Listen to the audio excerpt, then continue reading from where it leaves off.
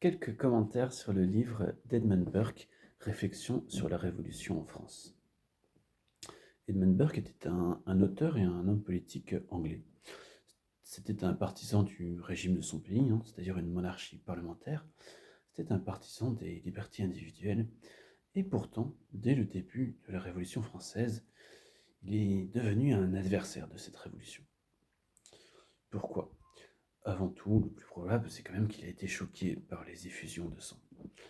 Ensuite, il a été aussi choqué, en tout cas contrarié par la radicalité et l'absurdité des théories révolutionnaires.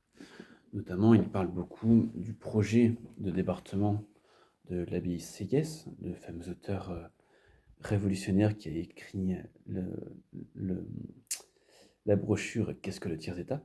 Et donc l'abbaye Sieyès avait prévu de découper la France en départements qui seraient tracés comme des carrés avec des côtés d'une longueur égale, sans aucune considération pour les limites historiques ou géographiques de ces territoires. Voilà. Au-delà de ça, Edmund Burke a aussi été très choqué par la confiscation des biens de l'Église et par le système monétaire qui a été créé à partir de cette confiscation, c'est-à-dire les assignats. Euh, Burke prévoit l'inflation qui allait s'ensuivre qui allait résulter de cette création des assignats. Enfin, et c'est le plus intéressant, Edmund Burke prévoit que la pagaille créée par les révolutionnaires débouchera un jour sur un coup d'État militaire.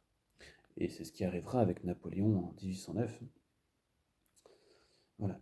Ce qui est très intéressant quand même chez Edmund Burke, c'est qu'il écrit ce livre en 1790, alors qu'on est encore qu'au tout début de la Révolution, alors que le roi règne encore, qu'il existe un système de monarchie parlementaire avec l'abolition des privilèges, avec la création d'un certain nombre de libertés individuelles, et c'est un système qui aurait théoriquement dû plaire à Burke, qui est un libéral et un partisan d'une monarchie parlementaire.